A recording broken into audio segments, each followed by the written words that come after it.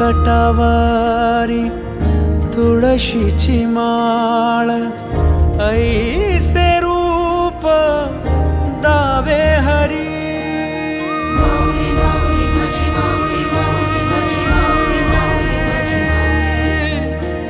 ठेविले चरण दोन्ही विटेवरी, ऐसे रूप दावी माझा हरी.